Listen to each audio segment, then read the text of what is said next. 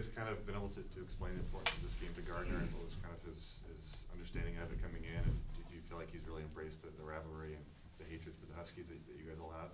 Yeah. No, I feel like if he didn't really know, he knows now. He has known for a while that, you know, through watching film with him and just throughout this season that, you know, we have a little bit of a disdain for the Huskies, but you know, he attacks each week that, you know, that want to know mentality. Let's go want to know. It doesn't matter who we're playing. We don't like them. You know, it's all about us, and so I'm not surprised if he's attacking this week the same. And honestly, that's probably the best way to go about it. You know, it's just keeping that constant mindset that, you know, we're gonna go 1-0, and doesn't matter who we're playing. You know, we just gotta get a week better and come out hot. Is there anything that you can point to over these last 5 years that's gone wrong in the Apple Cup? I think there's little things here and there. Each year is kind of different.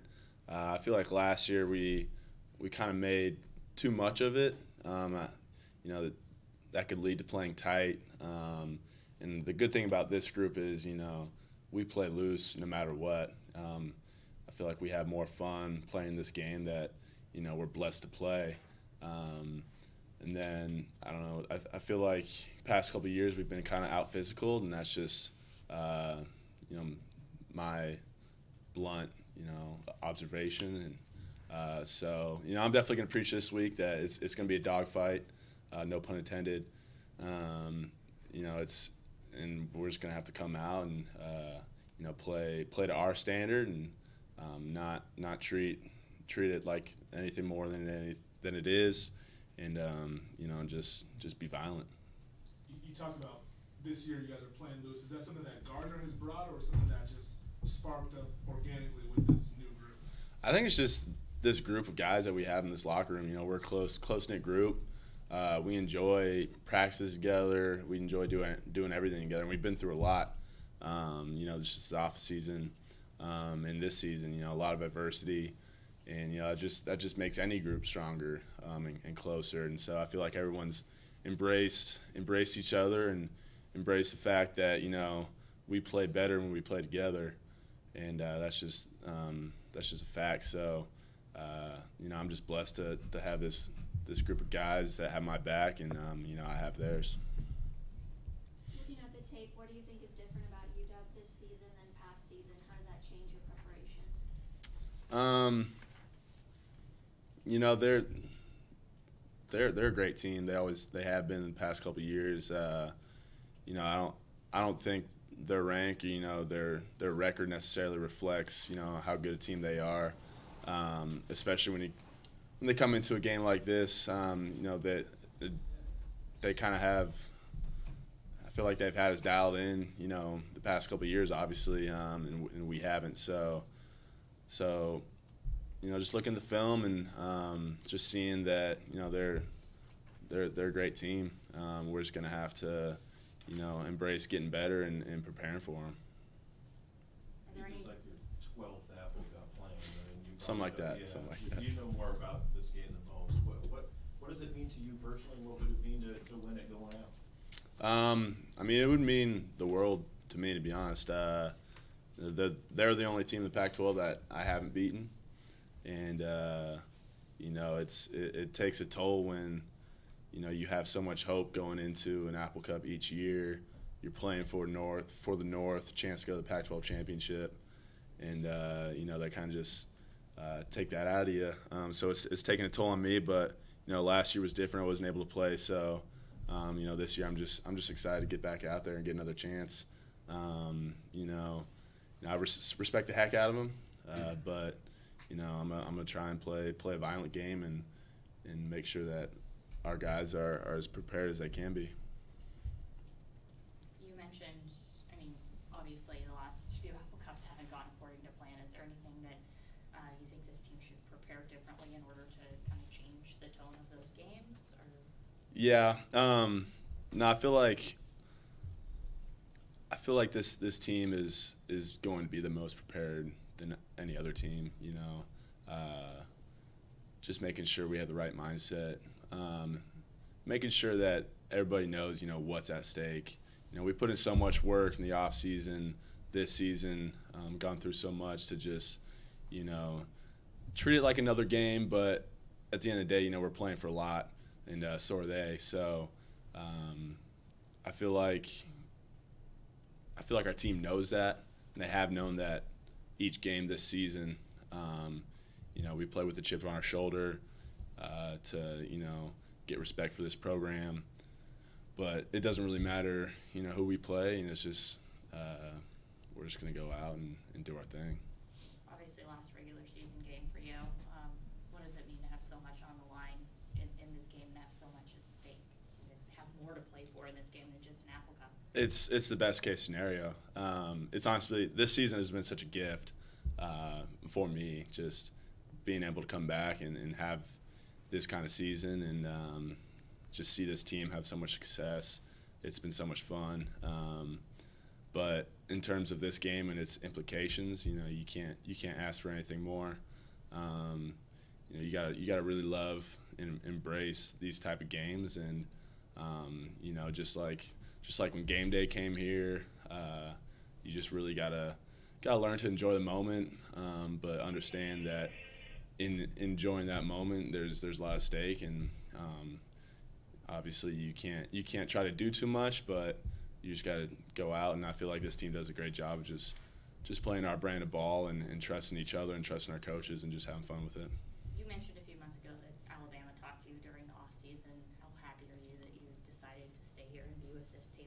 Yeah, no, I mean, I was obviously, if I went there, I'd be winning, but I wanted to come here and help this program win, and so I'm just happy I made that decision to stay here, and obviously I believe everything happens for a reason. So I'm just blessed that we've had this season, and I'm just thankful for the guys that we have in that locker room and our coaches that have just put everything they've had into this program and just put in so much work. And so I'm just thankful for everything this season, really.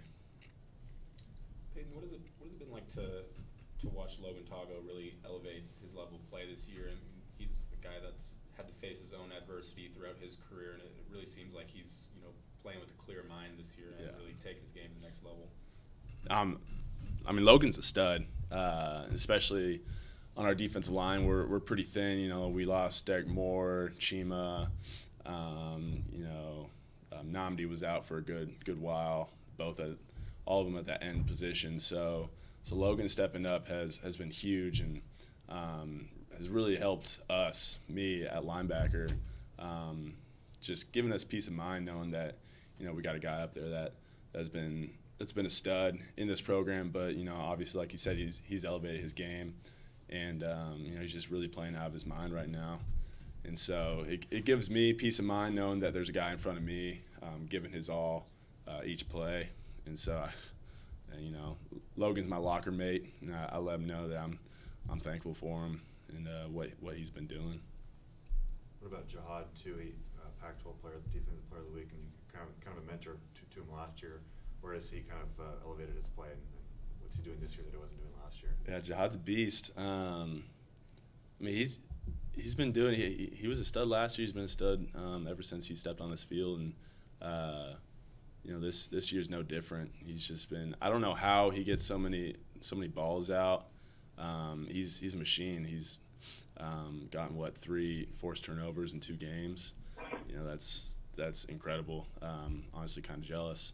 But no, it's so much fun playing next to him. And, I go in each game trying. He's always in his zone during the games. Like, I always go into each game just trying to make him smile. Like, how fast can I make Jihad smile? But he makes himself smile because he makes plays. And so, Pac-12 Defensive Player of the Week is definitely well deserving for him. Have you guys asked him a secret for getting the ball out? So you guys kind of a penchant for doing that? No, but I need to. I need to know. You've gotten really used to guys like Jake Browning, Miles Gaskin. They've been here for a while, so have you.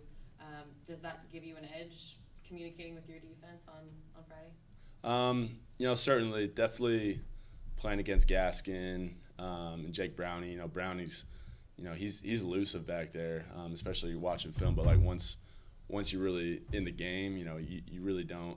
He's not as mobile as like a Khalil Tate, but like I said, you know, he's kind of like deceptively elusive. And then Gaskin is just, you know, he plays low, great pad level, great center of gravity, great balance. He's really tricky to bring down. So, you know, I'm just excited to get another crack at those guys. Respect the heck out of them. They're great players. But, you know, I'm definitely going to try and communicate to our guys this week just how important it is to make sure, you know, we're attacking each play with the right mindset, but also the right technique to be able to tackle these guys and you know, have success against this offense. Let's go to the phone lines. Any questions on the phone for Peyton Pelluer? Yeah, Peyton, Larry. Oh, sorry, Larry. Okay, go ahead. Go ahead, Jessamine. Peyton, this is Jessamine McIntyre. I was just wondering, you're a huge leader on the defense there. What has Tracy Claeys meant to you, just as a whole as a defense? No, Tracy's been instrumental this whole season. Not only him coming in and learning basically all our terminology that we had before with Grinch, but really just adapting what he's been successful with in the Big Ten and bringing it to the Pac-12. And like I said, we kept a lot of our stuff from our past packages in the past couple of years. So, and he comes up with great game plans each week. You know, last week simplified the game plan so that, you know, we'd be able to play fast and make sure that we could contain Khalil. So, you know, haven't got the game plan for this week yet. I think they're still game planning today. We're gonna have a late practice tonight, but you know, I'm excited to see what he has in store for UW. And just a follow-up on that, he has one of the greatest second-half adjustment rates in the country. What does he do with you guys at halftime? Honestly, like, not too much. You know, I think Utah was probably the only time we really had a concrete adjustment where we implemented a new call to, you know, help basically contain the quarterback. But you know, he just makes sure that, you know, we're in the right spot and make sure that, you know, he makes the right calls when, I don't know, he's a good play caller. You know, I just can't thank him enough for putting us in the correct position to make plays. And so my hat's off to him. Thank you. Peyton, Larry Stone from the Seattle Times here. You mentioned earlier on this call that you felt that your team was out physical the last couple of years. How tough is that to take as a defensive player, and is that your single-minded focus is to change that around this time? Yeah, I mean, that's just kind of been my observation for the past couple of years. I don't know why it's been like that, but I feel like we've been playing physical all year. So that's not necessarily my worry for this team. I'm going to emphasize it regardless. But I think just making sure that our preparation is, you know, we don't have any class this week, so we're going to be watching the heck out of film and just making sure that we're dialed in as much as possible for this last go at Martin Stadium. You know, I think we're at like a 13-game home streak. So there's really no reason for us to be out physical anymore. We know what we have to do. We just got to go out and execute. And you guys come in as the favorites this time, which is something that hasn't been the case. Does that? How do you feel about that? You know, by the odds makers. You know, honestly, I feel like, you know, we've come into multiple games as favorites, but we never really feel like we're the favorites. At the end of the day, you know, Washington State has been kind of looked down upon. Even after we've been winning all these games, you know, we're still not feeling the love that you know we think is deserving, and that's fine. We really don't care. We try not to listen to the noise, but at the same time, we just try to embrace it. And I feel like that's why I love this team is we come out each game played with a chip on our shoulder. You you know, it's us versus everybody. So, you know, this week's no different. Thank you. Welcome. Hey, Peyton, Dylan from Coug Fan. Last year, you went through the possible senior day and a lot of uncertainty, and this season you get to do it with your family there. You're going to play against UW. Your dad was 0-for against Washington in his career. I mean, don't like to sound like a broken record here, but how big is this game for you as a family where you guys can all kind of enjoy the moment together? Yeah, definitely trying to get my family an Apple Cup win. I don't know. You know, my family's so great. They're so supportive. Even my brother who played at UW, you know, he's at each Apple Cup, and he could care less if UW wins. He just wants to see me have success. And, you know, I just want to see this team have success. And, you know, I just want, you know, I came here to finish my career here on my own terms, and, you know, winning an Apple Cup is definitely part of that.